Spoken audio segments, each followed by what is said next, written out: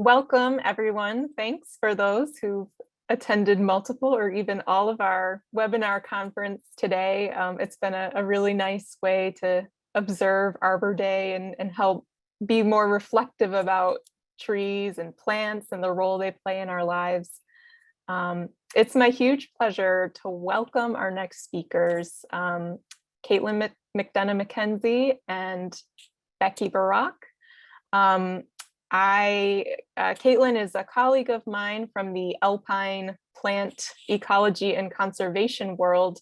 And we were just saying how it's funny that both of us were dealing in a system above tree line.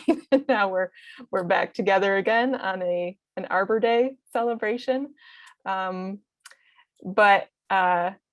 Anyway, it's been great to work with Caitlin, and I'm so excited to hear what she and Becky have prepared because so both Caitlin and Becky are plant ecologists. Becky works in prairies, Caitlin with alpine plants, and both have been really involved in science communication and starting this Plant Love Stories project, I think has been a big part of their science communication.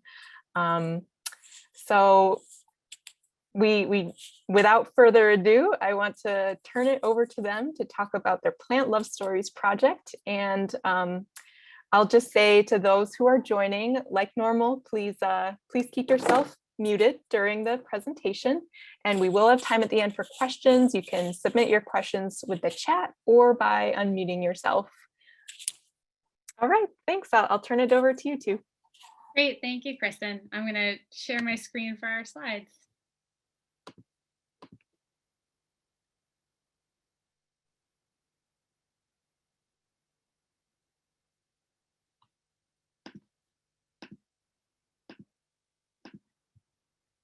All right, so as Kristen mentioned, we are talking about Plant Love Stories. And this is a project that Becky, Barak, and I have been working on for a while. This is a photo of us at a conference, I think in 2018. Is that right, Becky? I don't know. It might be 2019. One of the times when we actually were in the same room. So it clearly hasn't been in the past. And I'm a visiting assistant professor at Colby College in environmental studies. And Becky is a conservation scientist at the Chicago Botanic Garden. I'll say that we started this program while we were postdoc fellows, and we're going to get into kind of our origin story in a little bit, but we wanted to really center plants because both of us are plant ecologists and we both study conservation. And Plant Love Stories is meant to really broaden our awareness of plants because plants are woefully underrepresented in conservation spending. And so this is a graph from a paper that shows the amount of spending that we spent on plants as part of federally listed endangered species in the United States versus animals. Plants make up, I think it's 57% of the federally listed endangered species, and they get less than 4% of the federal endangered species expenditures. And we want to point out that we really intentionally don't use the term curing plant blindness. So this is a paper that we wrote together with our Plant Love Stories team in 2019. And we really wanted to emphasize how important it is to us that we get people paying attention to plants, but that we do so without using disability metaphors. And when I talk about disability metaphors, I'm talking about linking the lack of appreciation or awareness for plants, which is bad, with low vision or blindness, which is a disability. And so culturally, the term blindness in the English language is often shorthand for a person who lacks perception or awareness. And so you can think of things like blind date, the blind leading the blind, or plant blindness. And as we were putting together our letter to the editor about why we don't use plant blindness, I just wanted to point out two really incredible scholars and their Twitter handles down here, S.E. Smith and Sammy Shulk, whose writings really informed how we talk about disability metaphors and why we don't talk about plant blindness. But really play up plant love stories as an important way to talk about plants and spread the love.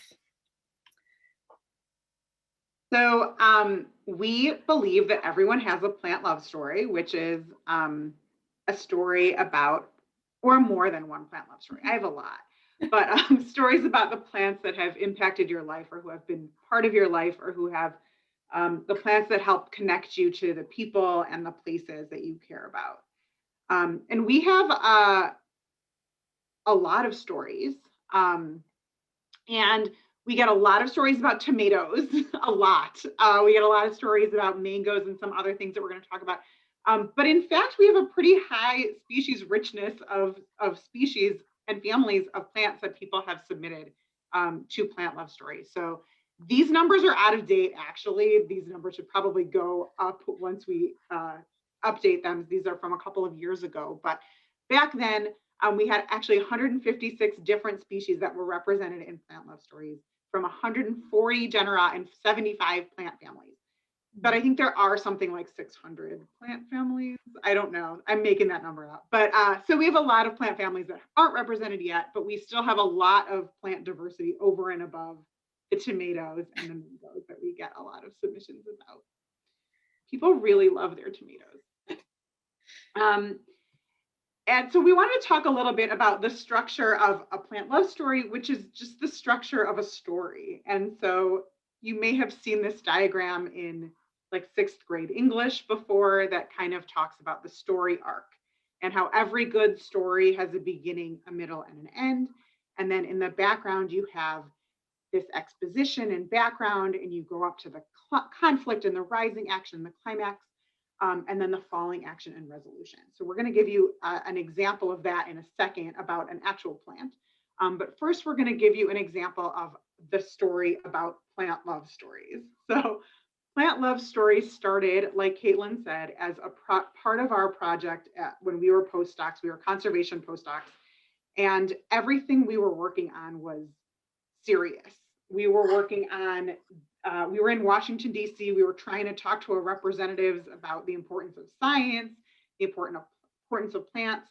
We were trying to write a paper about how people submit public comments in support of national parks and monuments. We're doing all these like kind of heavy things.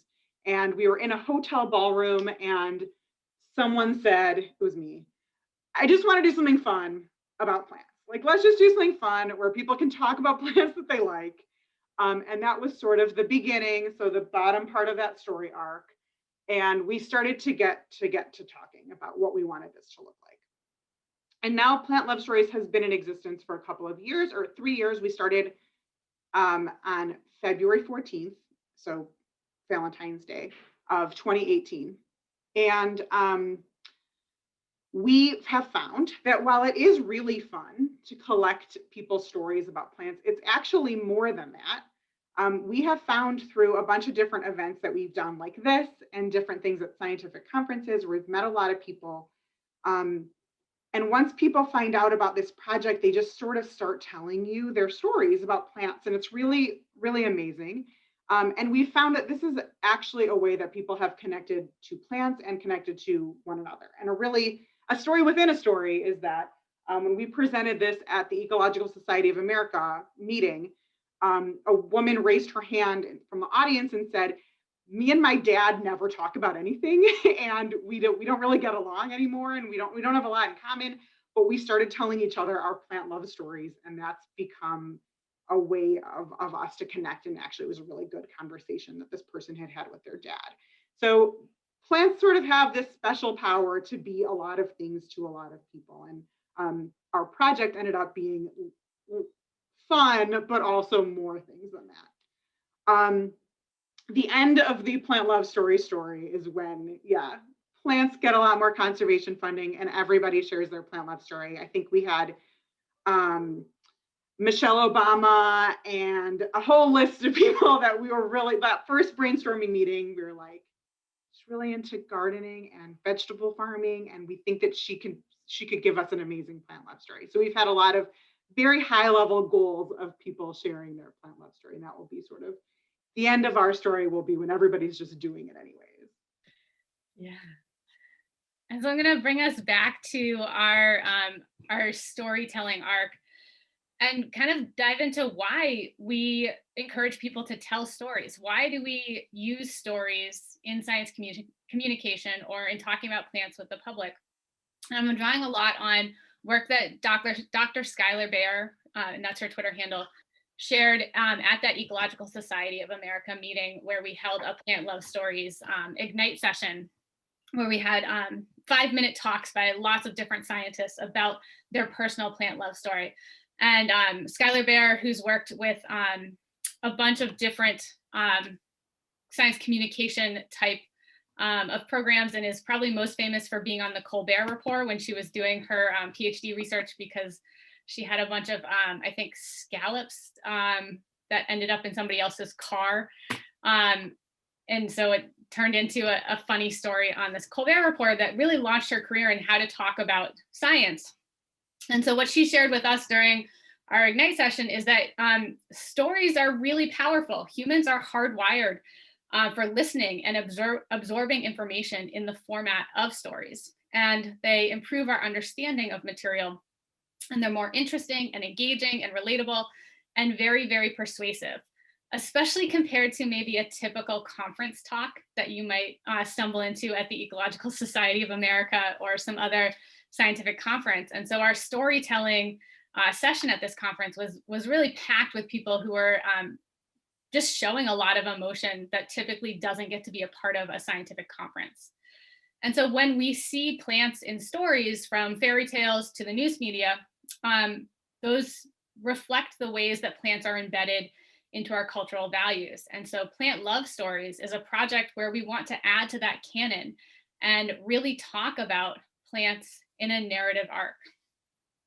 And this is important because when you use narrative, when you use storytelling, you can bring attention to underappreciated elements of the setting. You can, instead of focusing on the charismatic megafauna, you can be focused on the plants and bring them to the foreground. So this is an example of a plant love story that really follows the story arc, and in a really obvious way. They all kind of do, but this one's just really very obvious. And another great thing about this story, which is called Latent Cactus Surprise, is that it has a really good opening line. So another thing we've talked about in various things about plant love stories is, like, it's nice to hook people with a good first line of your story. So this first line is, I'm a plant person in as much as anyone on this site is a plant person. For me, plants are the right amount of responsibility. They allow me to connect with my fellow scientists in ecological and environmental labs, and simply, they bring me joy. And then this is the story. So if you're picturing the story arc in the beginning, middle, and end, and this sort of rising action, you have this photo, and y'all, my cactus is about to do something. OMG, OMG, OMG. And then the bloom. And so this is a very, very, like, sort of in your face version of the story arc when it comes to plants. Nothing's there, and then something is there, and you're anticipating what's going to happen. And I personally have never had a cactus bloom, but I imagine it would be very fulfilling and exciting. That's kind of how I feel when my plants get like a new leaf or something. And so then you have this bloom at the end. And yeah, sorry, go ahead, Caitlin. And so we get a lot of stories that kind of fall into these common themes. So Becky said we get a lot of tomato stories, and that's definitely true. We also get a lot of stories from scientists about the plant that really sparked their interest in science or botany. We have a lot of family stories about how a plant is a family heirloom, or plants bridge these family gaps. We have a lot of love-hate relationships. So we get a fair amount of stories that people submit about a plant that they've always hated, and then they either grow to appreciate it, or they maybe actually turn out to love it in the end. And we get a lot of strong sensory memories where we have plants that are not just things that people are looking at, but they smell them, and they feel them, and they taste them. So we also have a bunch of childhood and food stories, lots of gardening, and some life cycle events that kind of follow the phenology of the plants. And so we're going to share some of our favorite tree love stories today for Arbor Day that folks have submitted over the years, and get everyone thinking about the tree love story in their lives. So we get some poems to plant love stories, and it's always interesting because it's hard to evaluate a poem when you're not a poet, but this poem about tulip trees I think is really lovely. So we're going to share that with you. This is about tulip trees and the tulip tree bloom by Steph Jeffries. Stop whatever you are doing. Go outside right now. Before sunlight lifts the mountain dew and the air is still awakening, look up. Breathe in the primeval sweetness of tulip tree flowers and watch the squirrels nip them off, holding the cups in their paws like goblets, imbibing the nectar, pulling tepals off one by one like an artichoke, then releasing them to tumble to the ground. Ask yourself, how could you have missed this small miracle happening just outside your door? That's so lovely. We also wanted to share this really timely story from a 14-year-old about how she spent the pandemic. So I'm actually going to read it because it's fairly short. So this is My Memory Tree by Arju. My mom and I walk into a bright classroom, many other families chattering amongst themselves. My legs, sore from the tour, carry me to a plastic chair. The man leading the tour hands everyone a small plant. It is a dark, vibrant green and has little spikes for leaves. I like the way the little tree reminds me of a miniature Christmas tree, as if I were a giant. He tells us the plants are a token of appreciation and he hopes to see us again in the next school year. I walked out of the classroom content and excited to watch my new plant grow. It was the first plant I had ever received. The next weekend, my mom and I go up to our house upstate. We take the little sprout of a tree and put it into a nice row of soil. I wake up the next morning to wet mud and a blanket of dew that covers every plant and blade of grass. The tree looked greener than ever, little dewdrops on it like crystals from the sky. Every weekend, my mom and I go upstate to our garden, watching the little pine tree grow until it was not so little anymore. Eventually, as the years go by week, we do not show up as often. The car ride was long and I got too busy. Sometimes we wouldn't drive up for months at a time, slowly forgetting the plant I once cherished. Quarantine struck New York City, hit hard, lockdown. My mom and I drive upstate carrying all our bags, taking our lives with us. Every day, my mom goes to the garden, digging, weeding, and planting. One morning, my mom asks me to come to the garden with her. I groan and roll out of bed as any typical teenager would when forced to get out of bed earlier than noon. Dewdrops caress my bare feet as we walk to the garden. In the middle of the garden, I spotted my tree, long and elegant tree branches filled with pine needles. Each pine needle magnified from crystalline dewdrops. As I crouched next to my little tree, I remember doing this exact same thing countless times when I was younger, when life was simpler. Through quarantine, I nurtured my tree, a symbol of childlike happiness and life before the pandemic. My tree and I started as small plantlings, and we will one day grow into beautiful, strong trees, memories continuing to flow through our roots.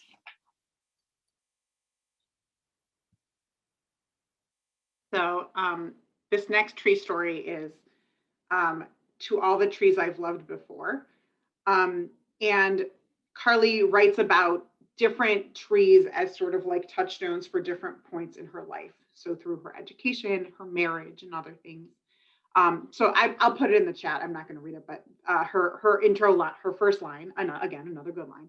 This is a tree love story, or perhaps more accurately, a tree love letter, an overdue thank you to the tall, strong, unwavering constants in the many places I have lived.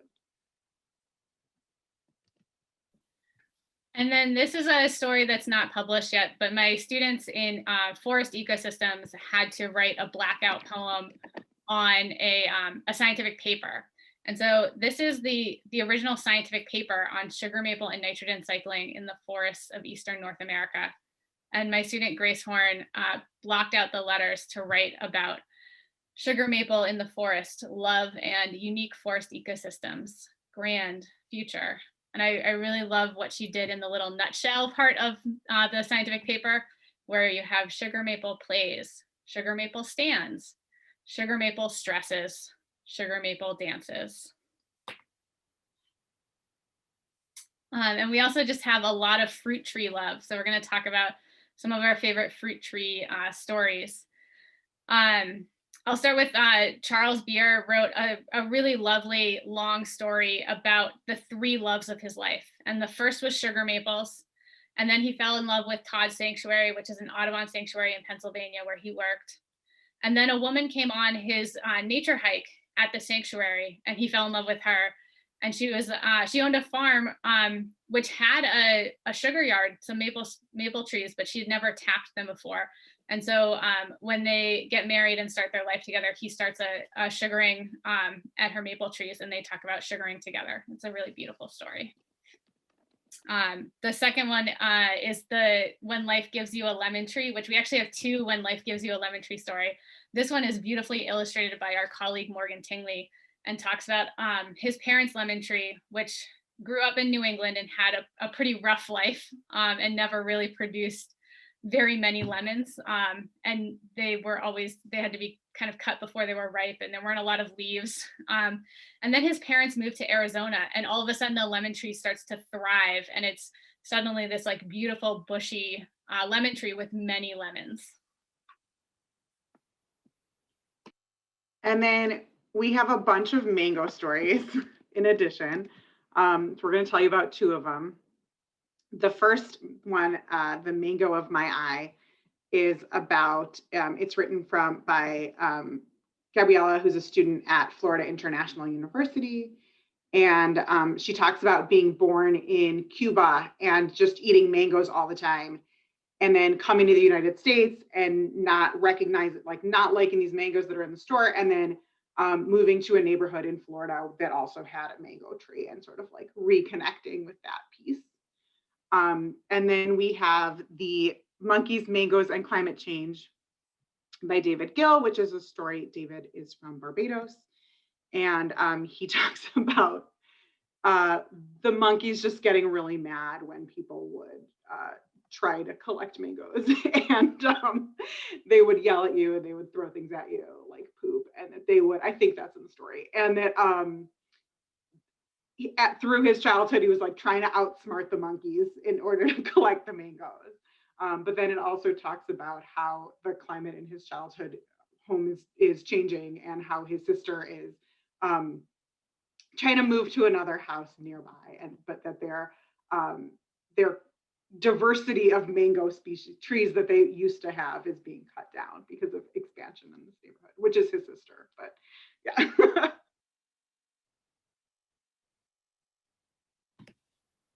And we also just wanted to share that as we said, we started on Valentine's Day in 2018. So we make a big deal out of Valentine's Day every year.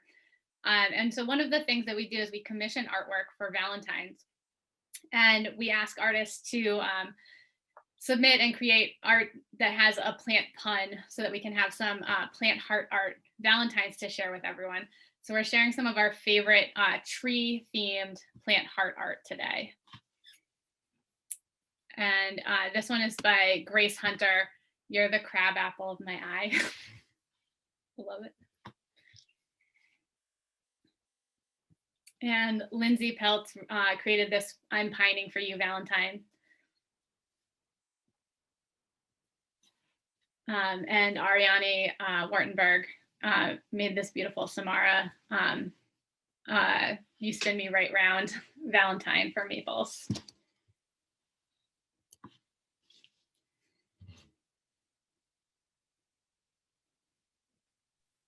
So Caitlin alluded to this, but we're actually really excited that we have educators who are using plant love stories in their classrooms. So they're asking students to reflect and think about and write plant love stories as part of various classes. And this has been really interesting during the pandemic. Also, I just got an email from a professor who is teaching in a plant ecology lab, and they're analyzing some of the stories as part of their lab, since they can't do in-person labs right now. So we have some teacher resources on our website.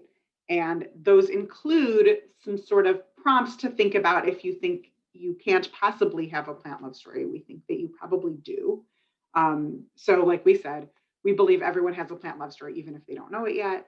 And sometimes it just takes a little bit of thinking back. And so here's 10 prompts to help students and you think about what your plant love story might be. So what is the first plant you remember? What is the first plant you ever loved? Is there a plant that helped set you on your path, that started it all? Is there a plant that reminds you of someone special in your life? Do you have a plant family heirloom? When did you first realize that plants are alive? What is the plant you love to hate? Do you have a strong sensory memory related to a plant? Are there plants that you hear, smell, feel, taste in your dreams? Is there a plant that signifies home to you?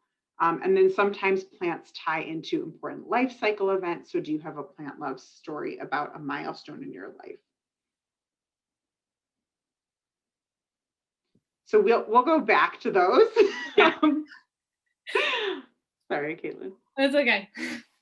But yeah, we wanted to give people a little bit of time. I know we're trying to keep to time on this webinar and stuff, but we wanted to give people a few minutes to think about your plant love story and what that might look like, and if you want to share it with the rest of us. So we're going to give you like 2 minutes. I don't know, what do you think? 2 to 3 minutes of just quiet time to reflect and think about what your plant love story might be. We'll leave these prompts up. I got the timer. Okay, I was going to say, I'll set a timer and I'll stop talking.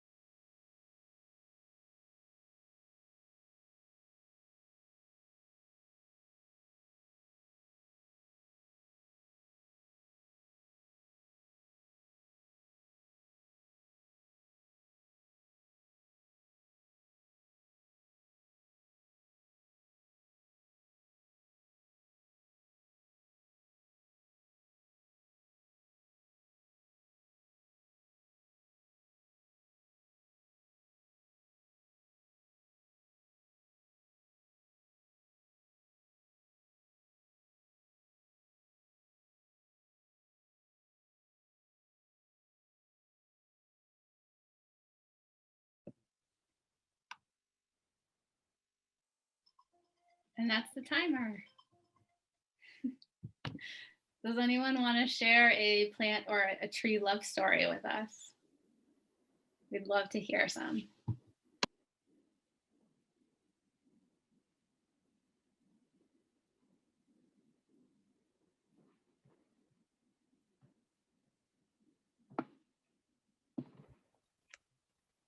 I have a story. It's not like anything long or anything, but as a kid, my dad, he would grow like scallions, and of course tomatoes, because my family loves tomatoes, because being like born in a different country in Albania, we ate like a lot of Mediterranean style food. So as we came to America, my dad wanted kind of like that same lifestyle. So he would grow scallions, and me and my siblings, we were younger, and we would we would eat the scallions, but we would only like take the top, like the top part of the scallion or whatever, and we didn't know that it was like a cut and come plants. So even if you cut them, the plant will still continue growing or whatever. So we didn't know that, and my parents would never notice that we would like eat the scallions or whatever. So it was just like, I kind of, even now, like I have my own garden. So just growing up from that, I kind of has like, that's where I fell in love with gardening and, growing my own vegetables from my parents. So, yeah. Thank you for sharing. Yep. Yeah, you're like, it's not long. I mean, we only gave people 3 minutes too. Yeah. to do this, so I you try to wouldn't expect shorten anything it that as long. much as Yeah. possible.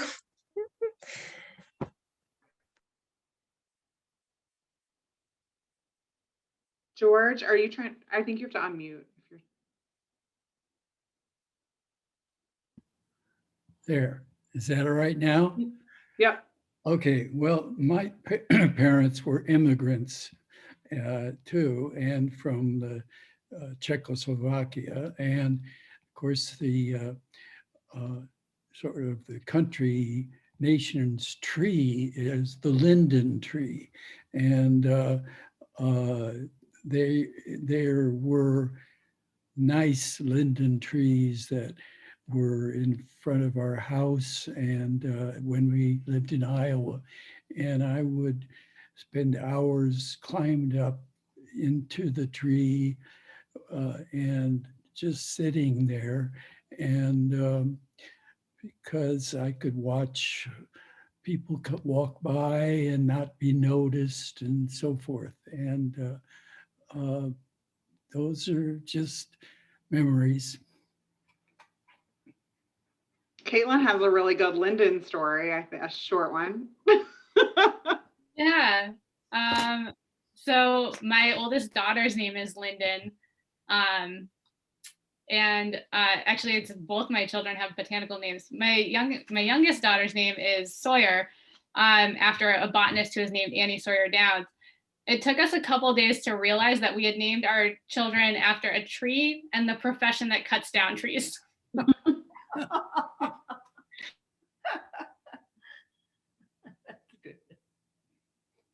Thank you, George.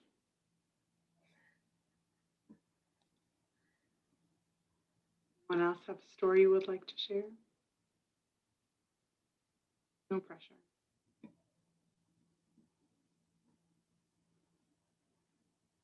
Does anyone have a question about, actually, what do we have one more slide about submissions, right? But yeah.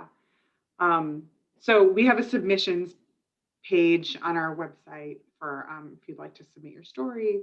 And we try to post stories once a week. We all have other jobs. That Plant Love Stories is just a job from our heart, but we don't always have tons of time, but we love it, so we do it anyways. So we try to post once a week, and we have a submissions page on our website if you or anybody you know is inspired to submit a story. And yeah, does anyone have questions about the project or anything like that, or have stories that you would like to share?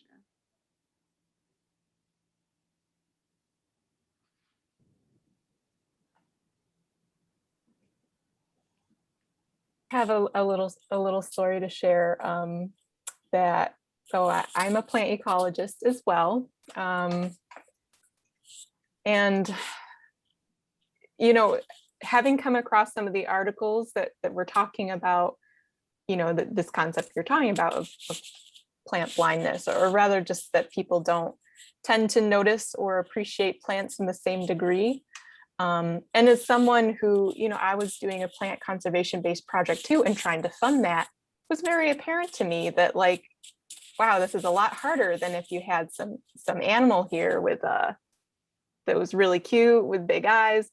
But I had this like moment of self-realization that I am not immune to this either, that I can also ignore plants or put greater care on the plants that are more, I anthropomorphize perhaps.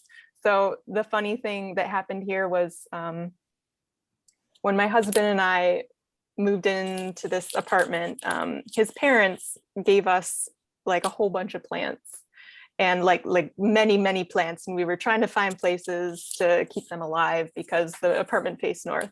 Anyway, we noticed that this one plant was to us very cute because whenever it got kind of like droughty, it would just like drop its leaves, and then you'd water it, and then, you know, within half an hour it seemed all happy again. So we named this plant Friend Plant because we thought it was so cute. They would respond to us almost like an animate animal would. So, you know, I'm reading these articles and all of a sudden I'm realizing like, oh my gosh, we definitely play favorites and we like Friend Plant more than the other plants. And we even gave it a name because it's acting more like an animal or more like a person. And so that was kind of a wake up call to myself of like, wow, I study plants professionally and I still can tend to ignore the plants that don't move around as much. And anyway, it was interesting. But I think what you're doing is really wonderful. And I guess my follow-up question is, have you heard from anybody, maybe like any of the students who've had this assigned to them, that maybe this did help, you know, make them realize the importance of plants to them that they had not really realized previously?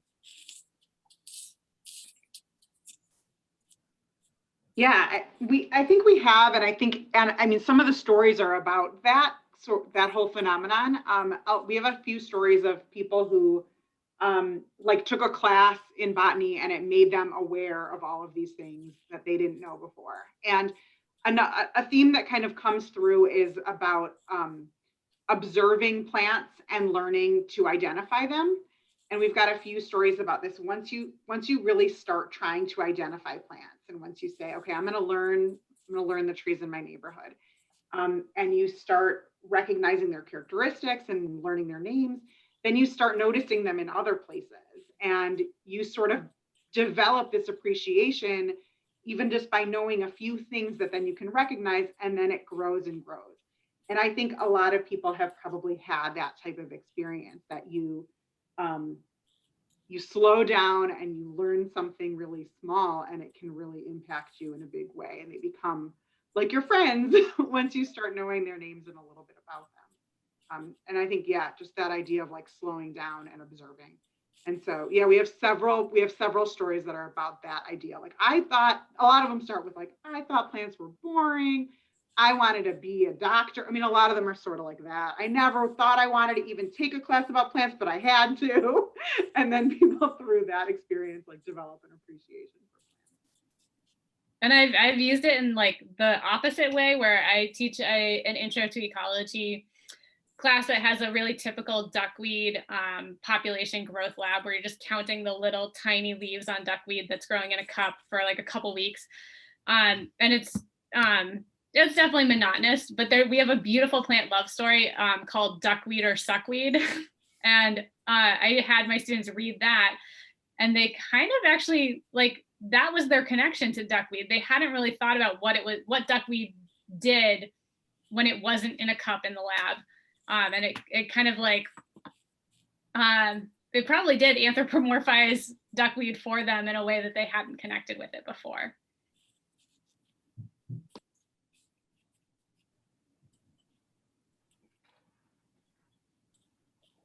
Any other questions for us? I just want to add, I heard similar stories from my students when I did plant systematics, about the fact that they pay attention and look at plants after they took the course. And that brings my question. Why do you think plants are not getting enough attention? Is that because of culture, early education? Maybe there is not much focus on plants, or what else? Yeah, I think you bring up a really good point. I think there's a lot of reasons. some people who write about this concept of plant blindness, or a new term, plant awareness disparity, will say that humans are evolutionarily hardwired to ignore plants because when we were evolving, we didn't see them as a threat, but like snakes and stuff, we saw them as a threat. And so there's that school of thought. But the fact is that also, like, botany departments have been closing, jobs for botanists have been disappearing.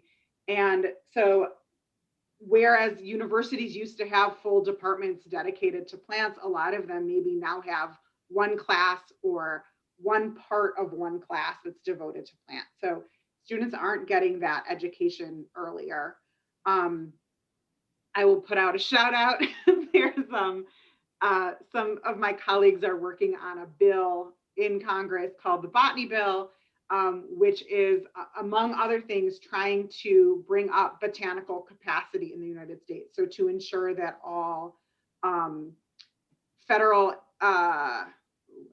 it's like every state should have its own botanist, every federal preserve should have a botanist, and there's so develop more job opportunities for botanists, more opportunities for botanists. I think if people see it as a viable option and a viable career, and those classes are able to be beefed up, I think we can address some of those things. But I think it's a really good point. Why does it take having this experience to make people care about plants? Like, where does the apathy or the lack of understanding come from?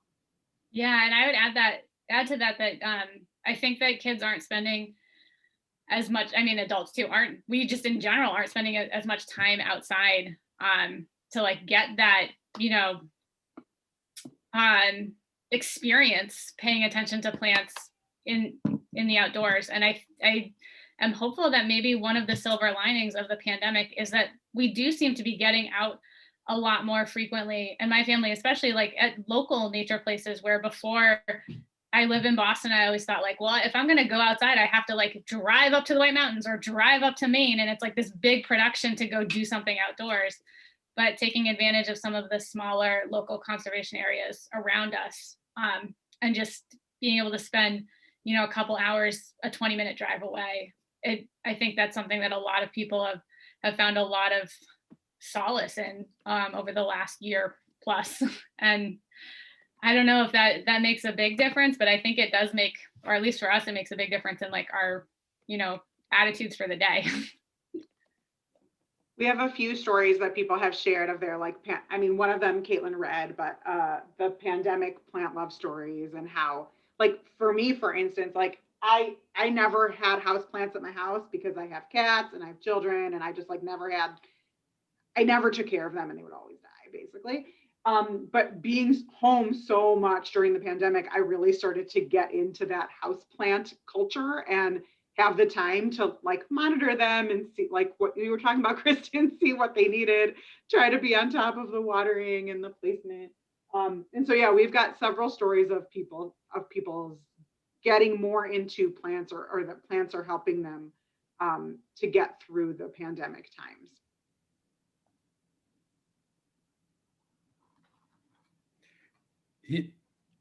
In Maine, one of my friends, Rick Churchill, has been for many years taking plants to patients in the hospital. And at Maine Medical Center, he's an arborist or a plant and soil professor. And he just believes that taking a live plant to a patient has a healing quality. That's awesome. Yeah, that's so sweet. Such a good idea.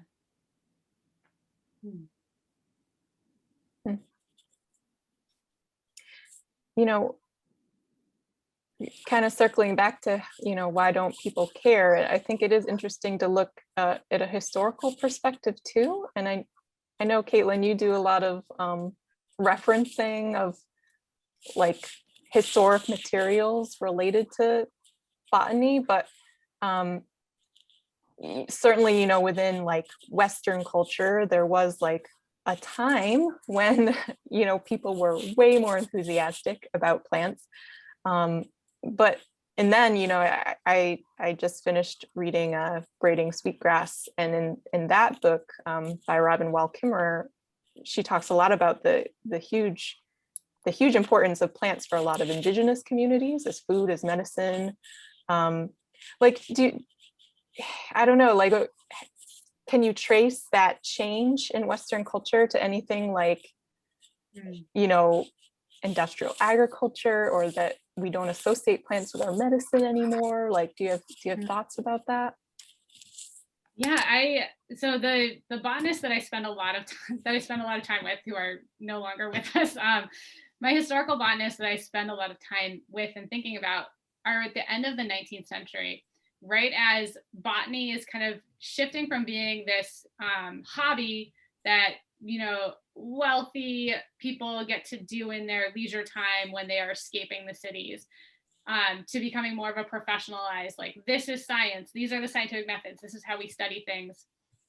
And I think part of that shift meant that people who were not professional botanists didn't have the time or freedom or like space to try botany in a leisure time. And so obviously that's really limited to like a certain class of people who had the time and wealth and leisure to pursue it as a hobby. But as it became more professionalized, like, it kind of closed off that amateur avenue, which probably also coincided with a lot of industrialization, a lot of loss of natural habitat near home. I know when we talk about, I also do a lot of work with Thoreau's journals, and the landscape that Thoreau was working in Massachusetts in the 1840s and 1850s is just so different from what I have here in Massachusetts today, where we have so much more forest now than Thoreau was dealing with. And Thoreau has these like long laments about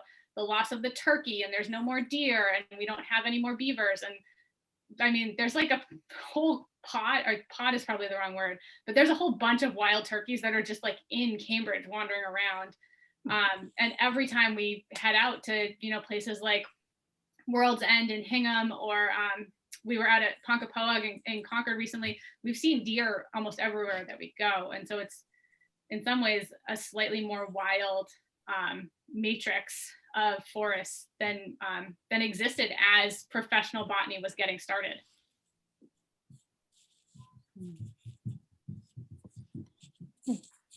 We've also heard, you know, that as scientists, you kind of are taught to not anthropomorphize the things that you study and to make sure that you're an objective scientist. But we've heard feedback that, you know, in many cultures, plants are part of the community and part of the family in the same way that like people are and animals are, and that it's kind of the view that a lot of communities that we grew up in maybe don't have that appreciation, maybe do have that appreciation, but that it's also a matter of perspective, and that there are many people that believe that, you know, why not anthropomorphize the things that you care about? And it is like humanizing to the scientists as well, to show that I do this not because I'm a completely detached person from everything else that's alive, but I do this because I have things in the world that I care about.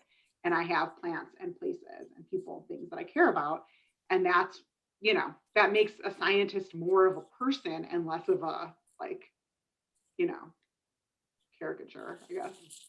I also, Pat wrote in the chat, plants are healing. I'm the type of person that will try to resurrect someone's plants or flowers that they toss away.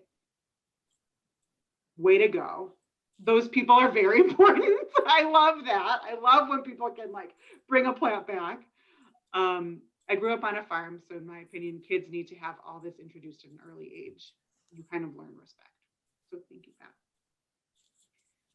One other comment, this is a random comment, but I love the stories that people tell us about how they have plants in their families that have been in their family for like 100 years. Or like, this was my great grandma's Christmas cactus we've heard about, hydrangeas we've heard about, and some like really long-lived plants that have been in people's families for a long time. And I always think about it as plants are very unique as compared to many other things, living and non-living, in that you can sort of break a piece off and it is still the plant. So you can share plants, they're long-lived, and you can split them apart and grow them into other things. So they sort of have this different way. Caitlin talked about this, one of our themes is like a family heirloom. You can pass a plant down from one generation to another, and you can also share it within your current life and still have it even after you've shared it. And so that makes plants really kind of a really interesting thing. It's, yeah, you can like share your, like have your cake and eat it too, I guess. You can share your plant and still have it at the end of the day. So I think those kinds of stories are really special and interesting. I love hearing about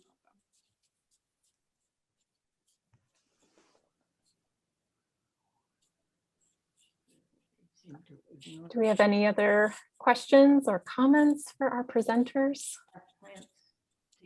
I was just gonna share a little plant story. Well, okay, I have two, I guess.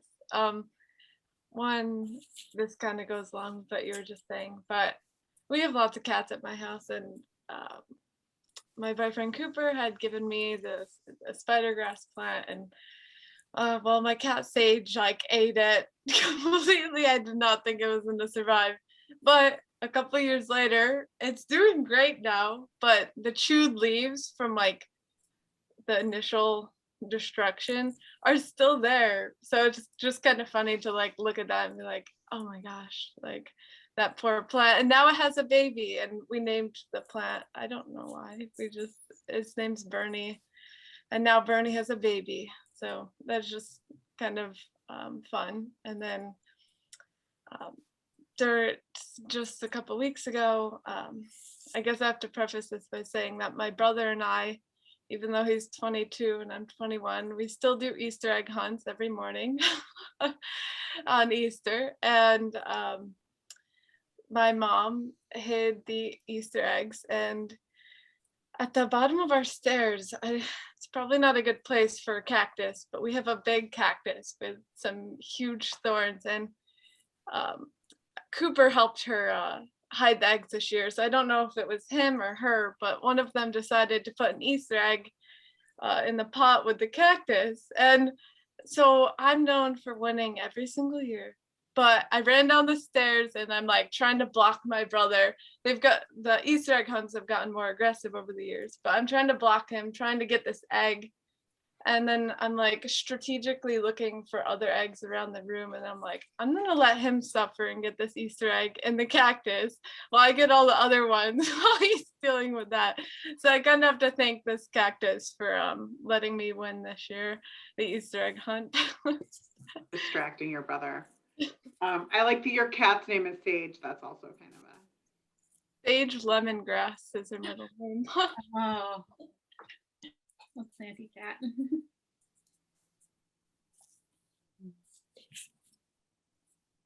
So yeah, I don't know if anyone has any other comments or questions.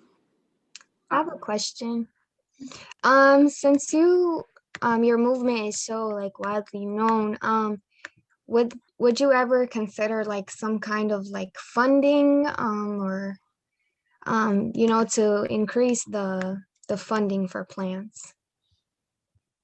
I love that you've asked this. I've tried to start a small grants program on numerous occasions, but it hasn't come through yet. Yeah, I mean, I would love to be able to have a grant program where if people are doing plant work that isn't typically easily fundable through other means, they could apply to us and we could give them a grant. But yeah, we haven't done it yet.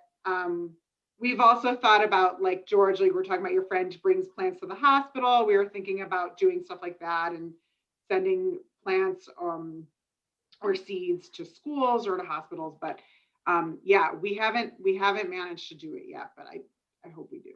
Mm-hmm. Do you have anything to say about that? Yeah, I think just we have a lot of big goals, and we've been like kind of chipping away, figuring out what each of the next steps are. And it's been interesting too, because we all started this when we were postdocs, and now we're kind of like getting into the next stage of our careers and figuring out where is everyone going to land, and then how do we like bring that back together. So it feels a little bit like we're at the fledgling stage of, I don't know, like a baby bird's life. And when we figure out where where all the birds end up, we'll start like putting the nest back together in a bigger way, I think. Awesome. Yeah, we would love to. I just want to thank everybody for coming. I know this is the last session of the day, so I appreciate you being here. Thank you. Sharing your stories. Thank you so Yeah, much. and thank you for sharing your stories. One of the things that happens with plants near people is that the plants get cut back and trimmed. And Jane and I, about 50 years ago, moved to the tropics, and our apartment was on the second floor, and a huge royal palm was right in the window or the screen and all the time. And we just sort of lived with that royal palm rustling. And one day the city people came along and trimmed it, and we virtually cried because we hadn't expected that to happen ever. And we didn't know about royal palms being trimmed and so forth. So, you know, I think there must be a lot of people who are upset when plants are trimmed that they love. Definitely. Yeah. Yeah, that's we didn't share this one, but one of our love-hate stories is called The Allergy Tree. And it's by Mark Brunson, and he has this tree on his campus. He's a professor that he was allergic to, and he would have horrible allergies every year. And then one year he comes back and it's gone. And it's like, I hated it so much, but I've grown to love it. And now it's gone, and I like miss this part of myself. That was part of that tree. So yeah, I think even if people hate the plants, they're still sometimes sad when they get cut. Yep. Well, this has been so wonderful. Thank you, Caitlin. Thank you, Becky, for sharing about plant love stories and sharing some tree love stories with us. And thanks for sharing information in the chat. Hopefully those who are interested can go to your website and check out some of the plant love stories and maybe submit their own. So thank you everyone for attending. We had a great day, and we hope the rest of your day continues to be wonderful. Thank you. Yeah, thank you for having us, and thank you everybody for Thank being here. you. Happy Arbor Day. Yeah, happy Arbor Day.